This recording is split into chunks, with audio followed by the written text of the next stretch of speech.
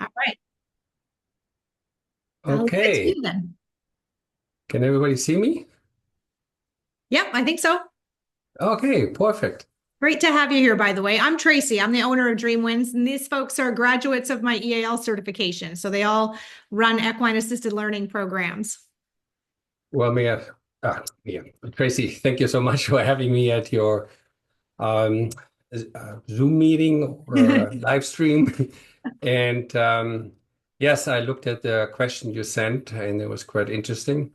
And as a matter of fact, those are the most common questions we get most of the time. So I have prepared some slides because I'm a big believer in pictures say more than 1,000 words. And I'm also a believer in people don't care what you do so long they know why you do what you do. So let me quick explain to you why I do that. Um, I grew up in Buenos Aires. I'm actually from Germany. My parents are Germans, and my dad taught physics and German all over the world. My sister was born in Tehran and my brother's in Buenos Aires, and I'm the only German born. But in Buenos Aires, I fell in love with horseback riding. I wanted to be like this god centaur, where human and horses won. And I just loved it. And when we moved back to Germany in the late 60s, finally my parents bought me my own horse. And before you know, we had over 10 horses. And I never thought I'd become a saddle maker or a saddle fitter because my passion is in anatomy, biomechanics, physiology. I was coming more from the medical side and spending too much time in the barn. I was successful as a 3-day event rider. I had a very good trainer, good team around me. But back, in 1978, early 80s, there was no MRI or thermography or tools veterinarian could use to identify pain or saddle fit issue. You know, I had the chance and we were gaming and looking for, oh, the target is Los Angeles 84. This is where we're going to go for. And guess what? I was pulled from the team. We couldn't figure out the lameness. We did all kinds of things. So fast forward, through fluke, I became a saddle maker because my grades weren't that good. I spent too much time in the barn. And dad made sure said, oh, you beef up your grades. In the meantime, you're not just sitting around and teach riding lessons. I love teaching riding lessons. I was always with the horses, and I thought that's the cat's meow. Anyway, so he said, learn a trade. And I said, I can fix my own tack. I'm going to be a saddle maker, I guess. I thought I'd just do that for a couple of years. But my dad always taught us, the person who knows the how will always follow the person who knows the why. And he installed in us kids, ask. If you don't understand, ask. Why is it like this? Now, can you imagine this, Tracy? Here I go to the saddlery and learn about saddles. And it was just at the time when my showed the first signs. So I was this little kid and says, why do we make saddles like this? And why do we need to do it like this? And my master saddler looked at me and says, you are the dumbest student. You ask so many questions. Just do as I say. Okay, off I went. And then during my riding career, I also had a lot of students. And back then already, majority were girls or ladies. And I always said to mom, I says, well, how come I can't have more guys? Well, that sport it's evolving more women right now than just guys. Because 1978, at least in Europe, was a big change where we had the majority of the English rider women. We don't have had back then so much Western riding. Now we have a lot of Western riders in Germany, international competing. And now in 2025, we have 95% of riders are women in English and 75% of riders in Western women. Wow. But my master saddler told me, don't ask so many questions because I said when he asked me to make the seat, right? Same thing what my Western saddle maker told me. I asked, why do we need to make this crotch come up so pointy in the seat? His typical saying is, oh, here's that Y boy again. I thought you're a rider. I thought you're riding on the German team. You should know. So it parts, the males parts to the left and right. Little did I click that no rider who's a woman wants to ride on the peak.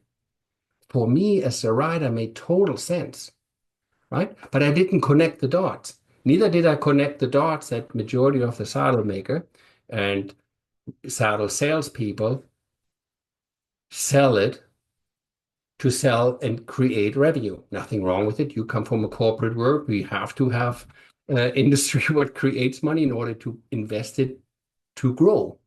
And fast forward, here I am, a saddle maker, and I could not identify, because it's not been taught at the saddle making schools, that my saddle was actually the cause why my horse was pulled from the team and eventually had to be retired. Only 10 years, he was long dead. After he was dead, I found out at the University of Utrecht, when the horse was on the treadmill, how a saddle can cripple long-term damage a horse, never mind about riders. So at that stage, I called my daddy and says, I have a new vision. I do not want to proceed the medical side. I want to stop that people lose their best friend, like I lost my best friend, my horse, my hard horse, because not knowing what I didn't know, I didn't know. And most people of us, we want the best for the horses. And we seek advice, yet the advice in the industry is split. How can that be? When the anatomy of the horse is always what it is. It is the anatomy of the horse, full stop. Same with the ladies and the boys. You know, there is one sex what can bear a child, the other one cannot. End of the story. Yet the industry tries to confuse the consumer, and they do a good job because they keep buying saddles and keep creating issues, which keeps the dollar going around. But because it hurts so much for me in my heart, what I did to my horse, I says, Daddy, I want to make sure, I don't know how yet, but I will make sure every horse in the world will not have to suffer from not knowing what the rider should know. Very simple facts. That's why I love your questions. They're so fitting. That's why I get up every morning. How many horses can I save today?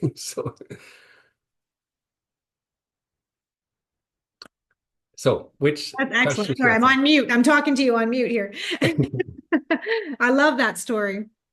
Oh, and I love I shared in the forward in one of my books I dedicated to my horse because when I wrote the first book, I had 8 other authors helping me with it, veterinarians, farrier, trainers, body workers, and saddle historians, because I wanted, why would I try to explain the right anatomy words written by a gynecologist or from a veterinarian or from a farrier? Why can they not bring that in? And I'm very proud to say that our curriculum, what we teach saddle fitting, it's now recognized in Germany as well as in Canada. We're working on the States as well from the Veterinarian Association for them to continually get the educational credits they need to maintain their license. So enough about me and my books. Let's go to the question and see what we can help because your students had some good question. I'm going to go ahead and share the screen while I need a screen request. So I just Yep, there ask you if go. I can. Oh, thank you. Maybe you can introduce the first question. Sorry, I don't have the questions in front of me. Do you have them in your slides? Yeah, I will. Okay, Let me let's just, do that. oh, I haven't done Zoom for so long. So Sorry. get this set up here. Share. Uh, oh, that's new. Okay. Okay. Let me see. I was going to do Microsoft one.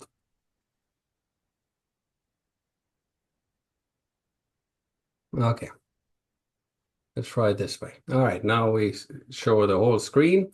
There you go. Let me know when you see my slides.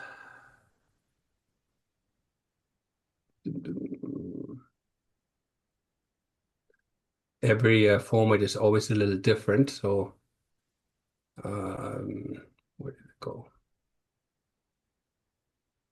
I thought I was so nicely set up. I apologize for that delay. You might have to open the slideshow first and then hit share, and it'll show up in your list of things to share, I think. Hmm. Because I had it open earlier and I wanted to just get this. Maybe Mia can jump in here and help me. Is it up on the top, the very top? Yeah, it might be one of those tabs up at the top with the yellow, I'm guessing, is the PowerPoints. The yellow. Yeah, see, so further up above your search bar where the tabs are, I'm guessing one of the yellow squares. That's the Oh, further up above student the assignment. You a know little what? bit more of yeah, right, Okay, yeah. so I'm gonna just restart it again. Okay, so here we go. I'm going to leave it in that format because then I can jump easier around the slides. Okay. Can you make it a little bigger? Okay, let me see.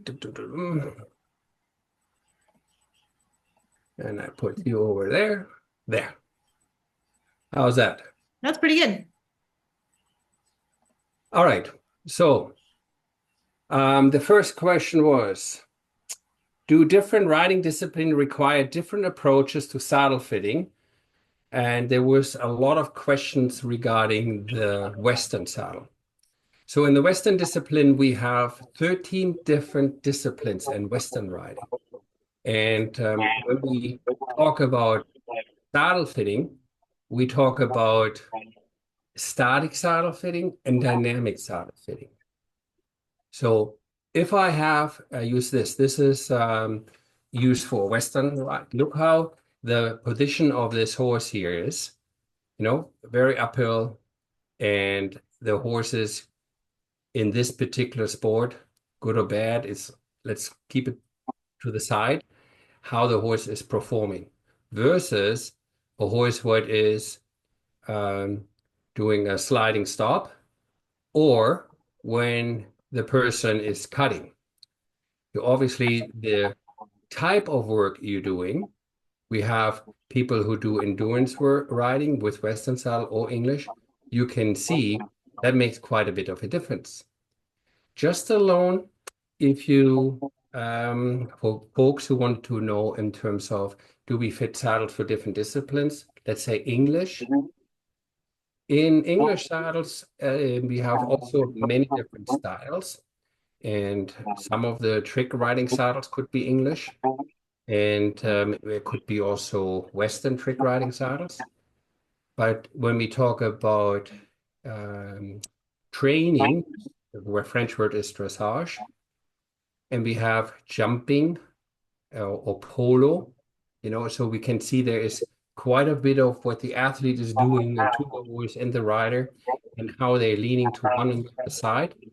Only in the jumping saddle or eventing saddle, both shoulders come backwards when the horse jump. So the tree width is actually, let me move that away. Here we go. The tree width makes a huge difference. So let's talk about what is a tree width. The easiest way to explain it is when people buy helmets. When I buy a riding helmet, right? So I need to have the helmet fit from here to here. That's the length, then the width. And if I have the right length and the right width, then I don't want the side of the helmet sticking out, because if I'm riding sitting trot, the helmet looks like this and I look like a goof. And it's very irritating if the helmet slides on my head. So the sides of the helmet has to fit too. So let's relate that to the saddle fitting. Doesn't matter if it's English or Western. See, in the army or cavalry, mapping the horse was a massive important part. So that leads into how do we know, to the next question, what are the most common signs if the saddle fit properly, Western or English? Everybody can see the ring of lights. I'm going to blow this up. I hope I can do this. Yeah. So if you look at this soldier here, okay, you see that ring of lights there. They call that the ring of lights. So if you identify this on your horse, if the sun hits the coat properly, or if you're indoors and the fluorescent light hits the light, you will see it. And the reason why you see it is because the hair comes up on the flank, upwards, and then it goes forward. And where his hand is, the hair goes back. So that forms the ring of lights. So in that area, it's a very, very vulnerable area. So let me show you this horse here. Seeing it from the top, and you see the lumbar area. See these bones sticking out? And then if you look from the side, they're very thin. Now, Western saddle have an extension, which means they go longer beyond the ribs. We call them flare, front flare and back flare. Those are designed to put the saddle pads, kitchen, blankets, guns, water, whatever you put on it. But it was never meant to put pressure onto the ring of light, because under there, you can see maybe here briefly in this horse, yeah, right there, you see the gray stuff. That's the kidney. The kidney is attached to these thin, thin, thin bones via muscles. So if you have a horse, another question, how do you know you have saddle fitting problem? If the horse pees while you ride, or pees the second you take the saddle off, you may have an issue that the saddle put too much pressure or put pressure in that ring of lights. So here's what the soldiers did. They just licked their thumb or took a piece of chalk and marked the horse, measurements the hands. To this day, we measure the horse by hands. Oh, my pony is 14.1, or this horse is 16.2. So they use the hands and want to have the space of the spine, and they want to stay off the back lumbar area, which nature provides you. Then at the end of the mane, okay, it's another very indicator. So between the ring of light and the end of mane, the soldier folded. There are 6 special ways how the soldier folded their blankets. The blanket, what he used as numnahs. Today, we still have Navajo pads, and people still go to courses where they have the chance to learn how to fit the pads properly. Now, in our saddle fitting school, which we follow as Saddle Fit for Life, there is there's 9 now on the market, but we here at Schleese, we follow the Saddle Fit for Life philosophy, because that's the only one what is approved by the Ontario Veterinary Medical Association and by the German Medical Association, because that is based on anatomy and science and not on opinion. We always like to say, if everybody, and I know your students want to do it, I can see from the question, look at the saddle fitting from the point of view from a horse, not from a salesman, from a horse. What does the horse like? And before we had MRI and fiber optic cameras and thermography, and all these gimmicks, we had our ancestors who didn't fall for gimmicks. Their horse was their livelihood. If they plowed the field or went to war or pulled the carriage. Today we have pain scales. And not too long ago, okay, veterinarians use thermography to measure the horse's eye, because they know the temperature of the eye is always the same temperature unless the horse is in pain. We have veterinarians who are dedicated to come up with an ethogram. That's a facial expression of pain.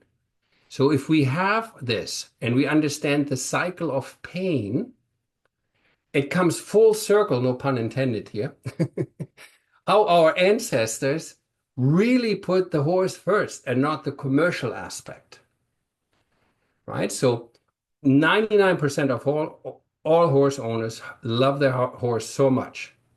They get the cheapest dinner, they feed the horse before they'll do anything for themselves. But there are also a bunch of people who make money with horses, and nothing wrong with this, so long the horse doesn't suffer. And this 1% in the industry is what confuses the majority, because they do it strictly for money. Horse is a commodity, not a living being. Sad to say, but it is so. So we're dealing a lot in the Western and English world where the horse is started way too young. They're started at 1.5 years. This is how far they matured. At 2 years, they're on the racetrack or competing in the Western circuit. Not all of them, some of them. The scapula hasn't even developed until he was 4.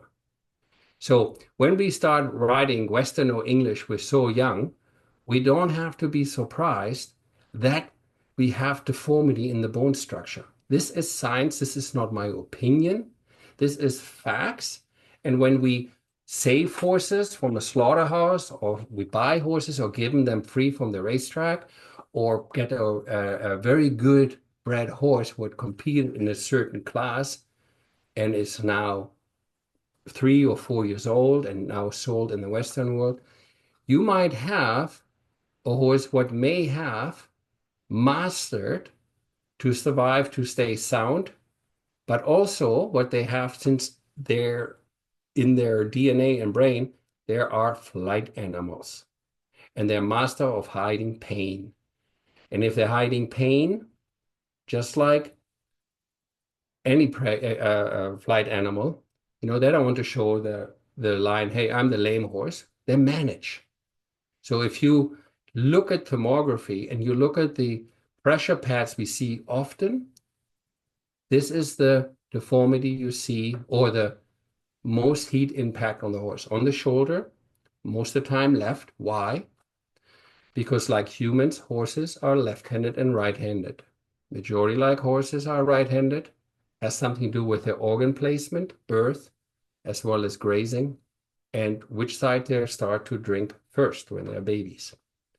We also understand that when we look at how do I recognize if my horse is skeletal or uneven, 7 out of 10 horses have the mane to the right.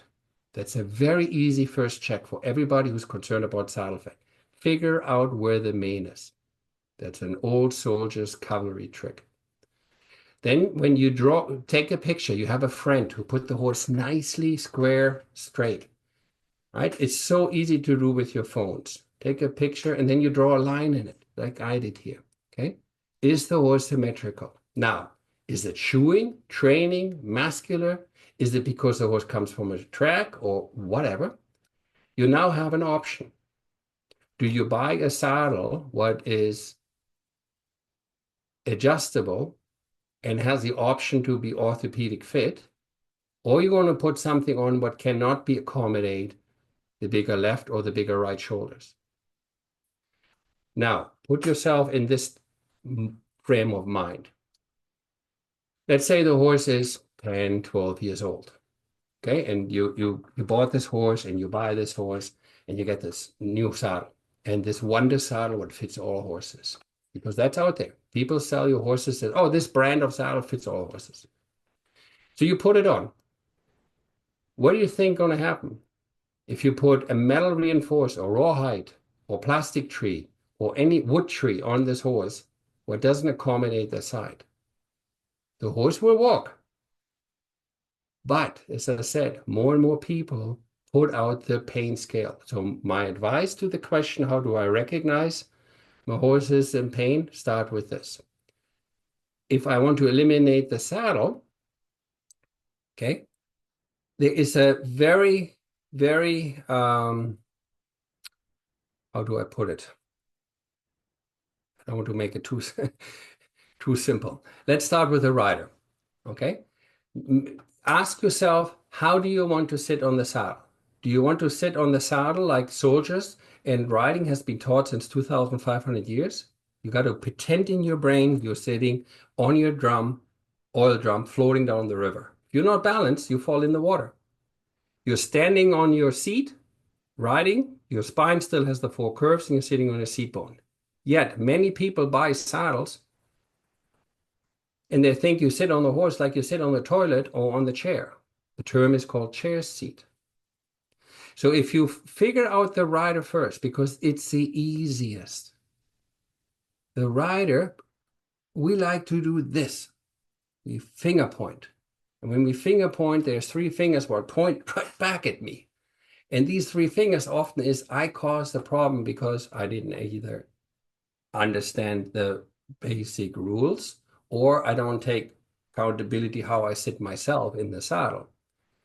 And that goes back to the story I started, Tracy, when I said I was so ignorant as a coach, didn't listen to my students. My sister was better than my brothers and I as a rider, but she quit riding because she had so much pain. Medical doctors talking about long-term damage to female riders in male-made saddles for male pelvis. I had never heard that there's nine different features for the female rider versus the male rider. So if a male rider goes and buys women underwear, he will never ride on the horse because he's going to hurt himself. So that's just cloth. That may be a nice webinar next one if there is interest for it. But what do I need to know? What do I need to know? It really turns people I off. don't know if I lost you, Tracy, or if you're still there. I'm still here. Okay. So can you show me where the point of the elbow is on your body, on your skin elbow? Okay, and if you go a little bit over, you see my bone here. You have a little valley there, right? Yep. And now right in between, if you search enough, you will hit a nerve, which we call funny bone. Not so funny. Yeah. It's not so funny, right? You feel it all the way to the pinky. What if I tell you that the wrong girth, the wrong pad, Western or English, and the wrong saddle could hit 14 funny bones on each side? Wow. Okay. So the cool part is after 20 minutes, that nerve goes numb. So I can ride, that was the old me. I can ride every horse. I warm him up, I cowboy him, I go to train. But the fact is you can't train pain. You can't cheat nature. But we as some people, and I'm ashamed to admit it, wear the t-shirt. So if I'm looking at, oopsie, that's fine. If I'm looking at this here, I'm going to enlarge this. It's just Italian. So we have now tools. Everybody who has an iPhone can use this. You can take a picture with your horse. It's for free. And you can measure your horse's back instantly. Takes literally seconds. And you see here what I have done on this horse's back here. I have outlined what the soldiers did. Okay, so the soldier outlined the end of the mane, one line. They went 4-inch forward. They went with the hand width 4-inch for the spinal clearance, 4-inch for the bars. Now check this out. Every Western saddle, doesn't matter if it comes from China, from Pakistan, from Argentina, from Colorado or Calgary. Every Western saddle has one fist between the bars. Okay, so if I look at this picture here, this is half a Western tree, it would fit right there on the left and right side of the spine. Now, English saddles have much narrow bars, but clearly space for the channel. English saddles who have not a man's fist or 4-inch space are meant to sit on the spine. Now you're going to ask yourself, why would anybody do that? When no Western saddle, army saddle, packing saddle, military saddle, never would do that. Why do English saddles do it? Because these saddles, most of the time, do not sit as long on the horse like a working saddle, an army saddle, a Western saddle. And these saddles are sometimes sold as, close contact saddle, or, jumping saddle, or dressage saddle, right?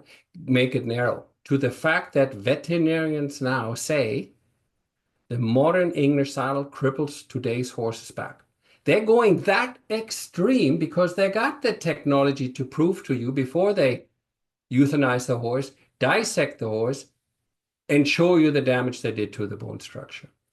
So if I'm looking at this here, this is just a saddle stand I took with the 3D camera, which is called Horse Shape. It's on your phone. On the App Store, you can just Google it, Horse Shape, and then it's so cool. The way they make money is when you wanted to have every square inch or 16th of a square inch of your horse's back measurement. So most of the time, the customer takes the picture, sends it to the saddle maker, saddle fitter, whatever, and says, here's my saddle, here's my horse, does it fit? Right? So the industry does not sleep just with robots, because the equine industry is over $125 billion just in Canada and the States alone, never mind about Mexico and South America. So these red areas here, these are so important. Now, if I want to increase the colic or the ulcer on my horse, then I'm going to ignore specific what I'm going to say next. The horse sometimes get treated. This book was written by Dr. Joyce Harmon, and one of the first veterinarian who was also certified in acupuncture and in chiropractic. She puts on the front page, look at the shoulder here. Okay, if you don't pay attention where the mane goes, okay, your saddle will twist and the horses are suffering in silence. So if we go back to the comment I just made about the colic, let's have a look at the point specific, and then I show you other signs you can recognize. So a Just very a bad question, with the mane, are we hoping that it's all on the right or all like, is that's ideal? Okay, so when we have a horse what has no collarbone and the whole rib cage hangs, so this is the shoulder. Let me go there here first.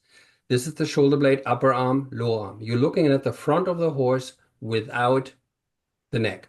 Right. The rib cage hangs with muscles of the shoulder and the upper arm. Okay? So if these arms absolutely symmetric, that's great. But sometimes they're not absolutely symmetric because of the facts which I was mentioned earlier, right? On the racetrack or written in ill-fitting saddles while the horse was still maturing, you know. So we've seen all this, unfortunately, too often. You can see here how the upper arm, let me just make that bigger so everybody can really see this. This is the upper arm. Look at this deformity versus this. Or at the lumbar area, when you got this transitional vertebrae problem, or when the first and second rib calcified on the left, but not on the right. So these are facts. I'm just saying, when we see that, we need to understand that horses are animals who eat from the ground. So now look at my shoulders here and pretend my neck is the main comb. The left horse there, the black horse, has the bigger left shoulder. That makes the mane fall to the right. 2 out of 10 have the right side bigger. The mane goes to the left. If the mane splits like this here, halfway up to the front, I have done so many back symposiums around the world with different body workers, osteopath, chiropractor, veterinarian, massage therapist. I'm definitely not as educated as those. But what the logical explanation was world around is sometimes, like humans, could have a misalignment. So they're out at C3 or C4. Okay, that happens, and then the mane starts falling on one side to this side, on the other side to here. When it comes to saddle-related issue, the first thing the soldier learned at the cavalry is pay attention where the mane is. And the only saddle in the Hall of Fame worldwide is done by the U.S. Colonel McClellan in 1847. He told his soldiers to adjust the rigging to the mane. It's a very easy trick, but eliminates the twisting of the spine. If we know something like this from almost 200 years ago, how come we've forgotten it? Right. Why would I tell you? You keep the vicious cycle going, right? So when I measure wild horses who grow up in the wild and then have been rounded up and then sold, almost all of these horses' mane are evenly split. Interesting, isn't it? So just like humans, you have people who can ride with the right hand and the left hand. Majority ride with the right hand. Some of us ride with the left hand, but with an animal what eats from the ground and is not able to walk 20 miles a day, these animals, most of the time, captured animals, will use their right leg, their leading leg, as a supporting leg, and stretch the left leg forward. And if you Google which muscle grows bigger, a contracted muscle or a stretch muscle, Wikipedia or Google explains it very well. Because I always thought, oh, the muscle what is used a lot and strong, that should be the bigger one, right? No. When it comes to the shoulder on the horse, it's the stretched one. Interesting, right? So I don't want to confuse people. I rather have them look it up. So here is the fact what I wanted to show you earlier when you asked me about the So mane. those are the actual principles of Pilates and yoga, right? Actually, I heard on CBC yesterday a kinesiologist talking about strength and development in humans, and stretching is better than strength. That's right. Yeah. Thank you, Susan. That makes sense. And the approach really I like to go with, and I like to encourage people to go with, is don't go with opinions, because opinions is like everybody has a belly button. Everybody has opinions.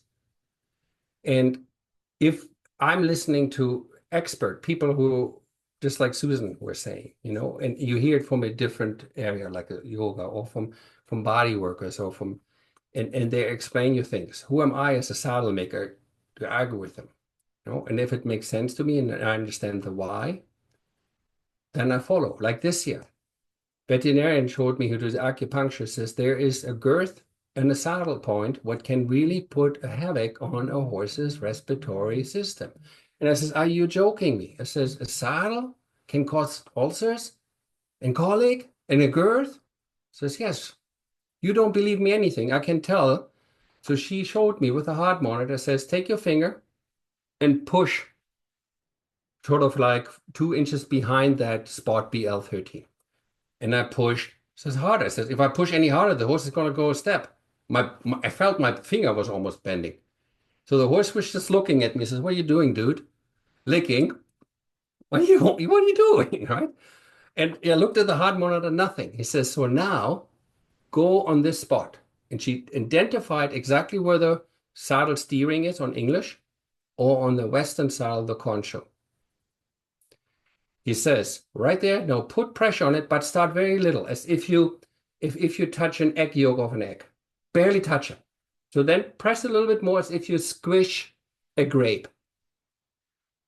I barely had the pressure of grape pressure, and I could see how the heart monitor go up. He says, what are you doing? He says, I don't do anything. This is what I'm talking about. This is the lung meridian point. And if a human or a horse gets artificial heart rate increase, that creates more cortisol in the blood. And that's how we measure stress on humans, the same with horses. Here's the difference. A horse will hide the pain. I'm not going to show you discomfort, right? Because that wolf over there is maybe picking me. If you ever watch, and this is beautiful explained, people who live with wild horses, says when they were chased, the predator was just moving the herd. They're watching how they walk. Because the second the animal trots, a massive amount of endorphins come to hide the pain. So everybody who wants to figure out, is my saddle an issue? You see more in the walk than anything else. So if we know we have data we cannot cheat, nature we cannot cheat, we have pressure pads, thermography, we got all these tools. Apple Watch for horses, I call this thing here, what tells me the cadence. But they use it in the racing industry a lot. Okay, but if I don't want to buy all this expensive equipment, what should I look for? That was one of the questions. What should I look for? I encourage everybody to look into online. What are the facial pain recognition? It's free. You can load it down, right? And you can print it out. Then if I want to now do process for elimination, you probably teach this in your course. You look for certain signs. In Western, unfortunately, I see many, many horses who have this holding line. In English and other saddles, like endurance, I see sometimes the whole saddle is embedded in the tissue of the horse. This hump, not normal. I know we call it hunter bump, but how come so many pleasure riders, dressage riders have a hunter bump when they never jump or doing hunters? So this horse here, you can see there's a lot of white and red. So this is already a massive problem. How can you tell? Put your hand on the croup. If that croup is super, super hard, okay, that's where it always starts. This is stage 1, this is stage 2, this is stage 3. Okay, don't wait until you see the holding line. So what causes this spine to drop? So here's pictures, an X-ray from the University of Davis, where the vet techs hold the spine, and that's what they call the spine is neutral. You see how the spinal processes, so that would be this area here, in the area where the shoulder blade is. You can see how the spinal processes are back, and then you see how they're straight. That would be right there where the rodeo rider sits, bullfighter. Every rider who rides bareback sits at the base of the withers because it's quiet, it's a right snuggle spot, and the spinal processes are forward. And then look at this. Now they fall forward again. Okay. So when Xenophon, there was a Greek militarist 2,500 years ago, taught his soldier in riding, the horse's back needs to come up. When the back comes up, all these spots, look at the spinal processes, they have space. Here comes the cool part. 17 hours out of 24 hours, the wild horse grazes, looks for food, has the neck down.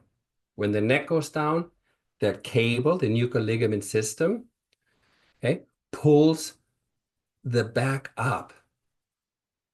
If I do not have a sound cable, or I have issues I trigger on the spinal nerves, this is what I was talking to you earlier. Here you're looking from the back.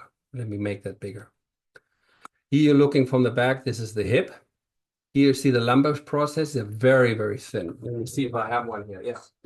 Just to put it in perspective so people can see. This is first lumbar. Look how thin that is. And here's a pen. This is so thin. There is no way since thousands of years people make saddles, they ever put pressure here.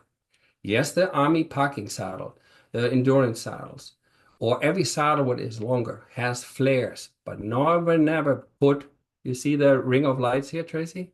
That's what I talk about. That's where they never want to put pressure. This English saddle, way too long. Put all the pressure here. A mare in season, ovaries are active, good luck. So here we see the, let me go back to the other slide. This is, I need to move this. Okay, there we go.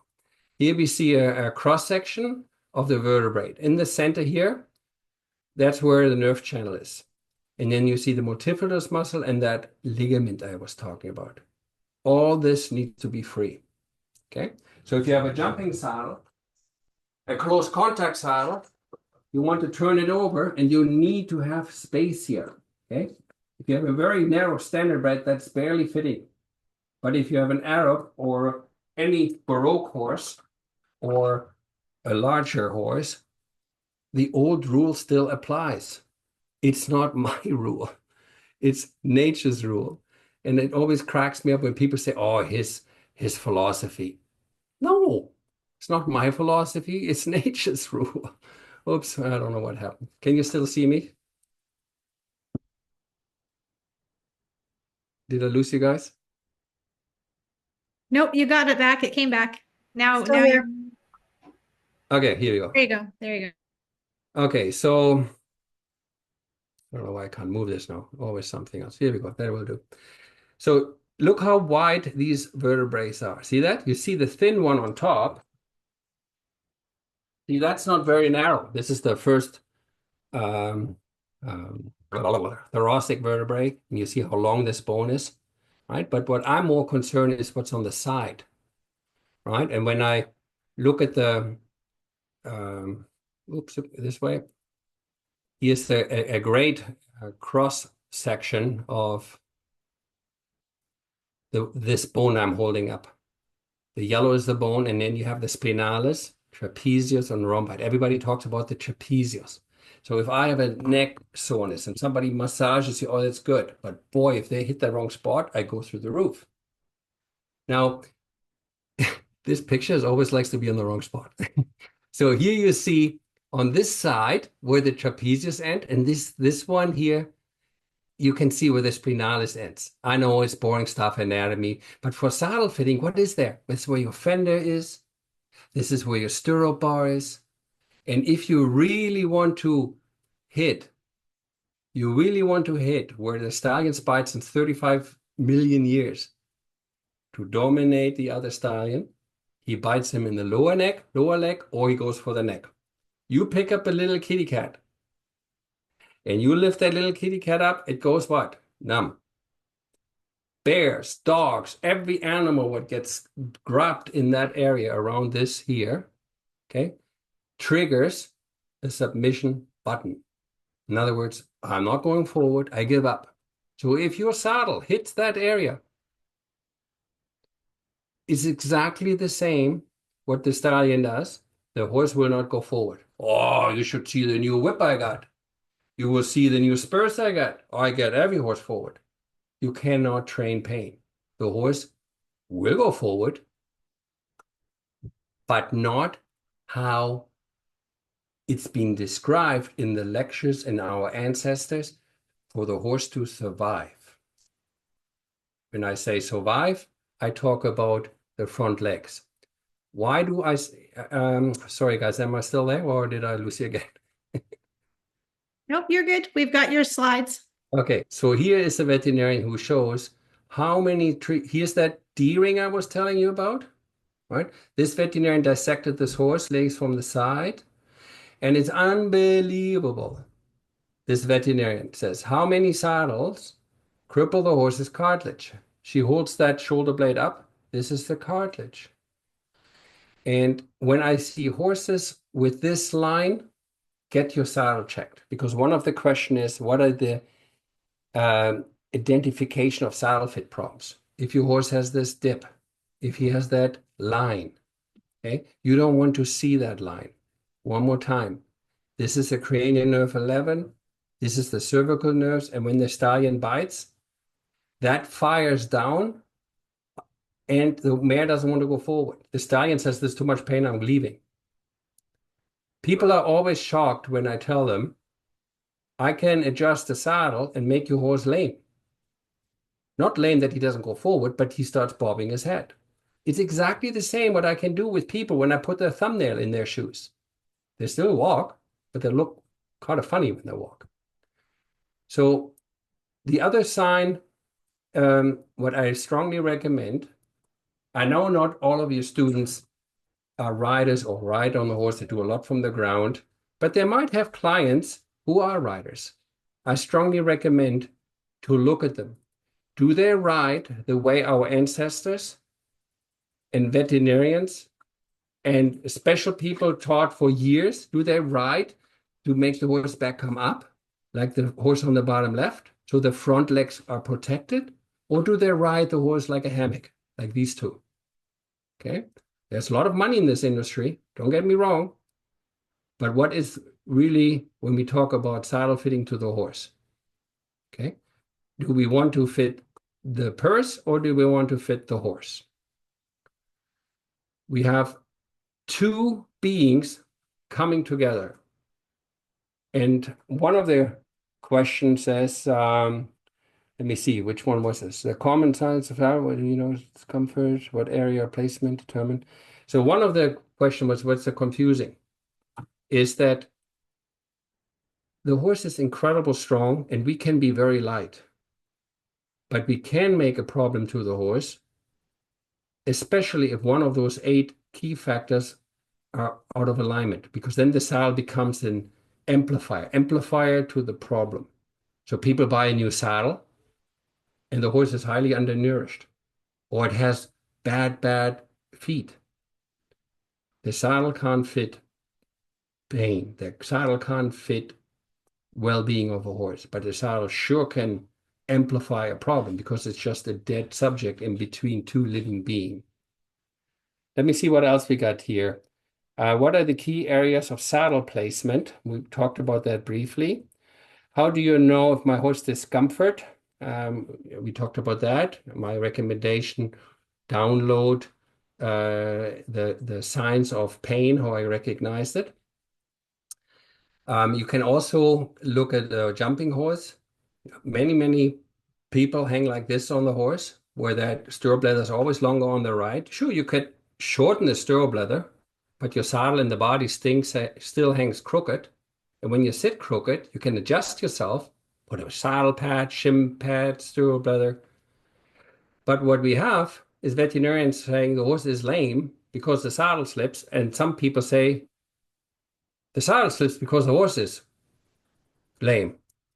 So what comes first, the chicken or the egg?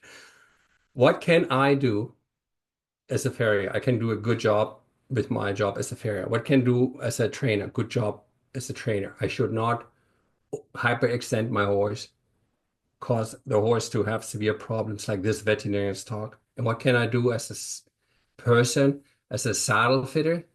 Well, my dream is that everybody gets the kindergarten education in saddle fitting. The kindergarten education in saddle fitting is where are those 14 points?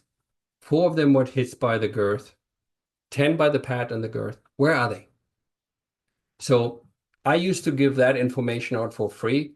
Hardly anybody looked at it. The second I put $49 on it, everybody bought it.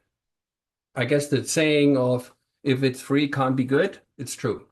Anyway, so we have saddle fitter courses on 1 to 4. Depends how far you want to take it. I don't believe on opinions anymore because I lost my best friends because I just listened to this guy because he was sponsored by this big company and his opinion was it's the best saddle. I listened to experts around the world who studied equine behavior, equine anatomy, physiology, and we do extreme cases where people gallop on the treadmill.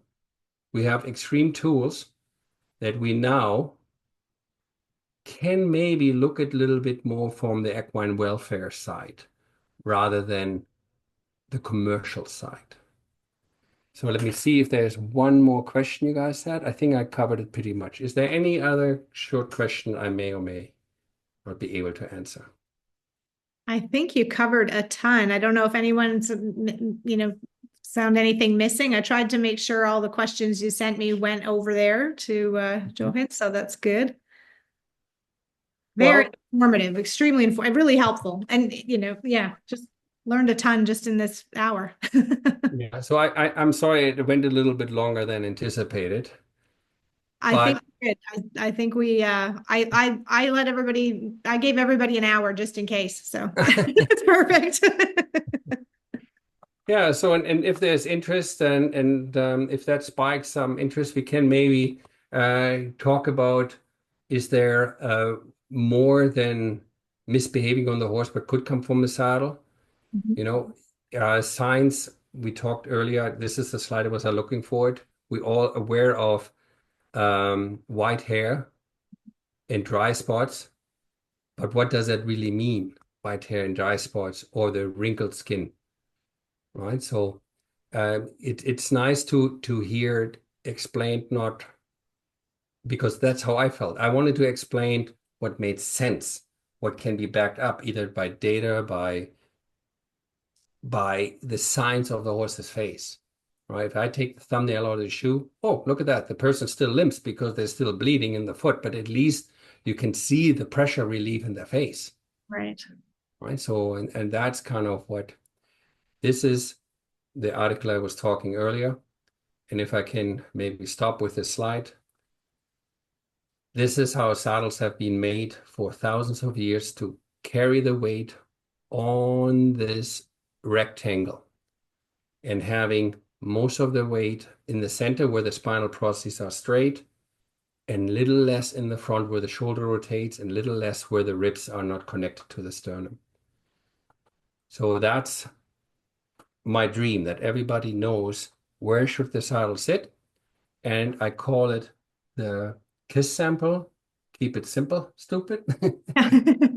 By simple have what I call the pencil trick. And the pencil trick, everybody can buy a pencil, or take out of the motel or hotel where you're next time, take one of their pen if you can afford buying one, and do the old trick with the pen. It's so easy. I mean, maybe it takes another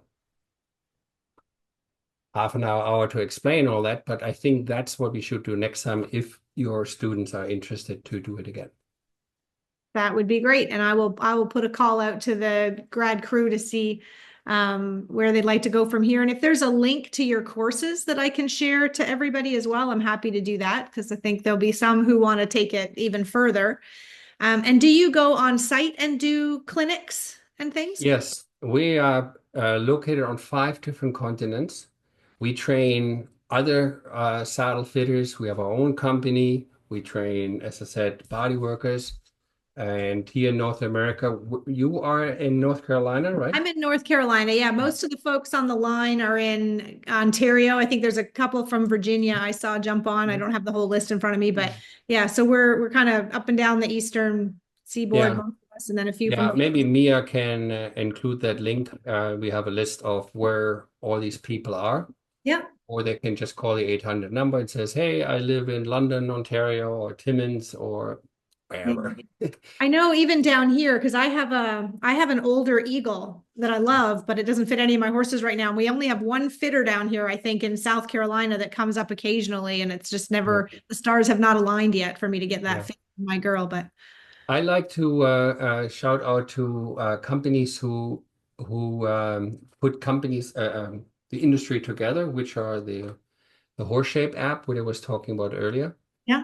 Because if you can provide the horse on the launch line, walk, trot, canter, and provide the scan of your saddle and the horse, and can provide, if it's a ridden horse you're riding, we offer virtual saddle fitting, which means somebody will be with you on the phone, explain what they see on the phone, and then give you the 3 options. Ignore what you learn, continue what you do, buy another horse, what fits your saddle, or do something with your pad, your girth, or your saddle. If it's something with your saddle, like in your case, the eagle can be adjusted, it can be changed in the flocking, right? So if you have a horse that has a dominant side, it can be fitted to that. But what if it gets level? You make it level again, right? So at least you don't have to wait forever until somebody shows up. right. And that is, since this Horse Shape app is there, maybe Mia can send you this link as well. It's absolutely phenomenal what it can do.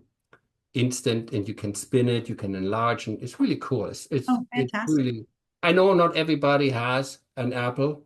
Some people have Android, but they may have a friend who has an Apple, right? And most people have an Apple, and the rest of them just should. I'm teasing. Start war. yeah, right. So anyway, no, I enjoyed this a lot, and thank you very much for listening, and I look forward to see you next time. Thank you so much. We really are grateful for your time, and I'll definitely reconnect and get all the links, and I'll be sharing this video as well. I'll share it on my business page as well as our alumni page, so we'll get it out there with some more information about your courses. Thank you so much, and would love to do this again, so we'll coordinate. Stay in touch. Okay. All right. Bye-bye, Have a Tracy. great night. Thanks everyone for joining. Bye. Bye.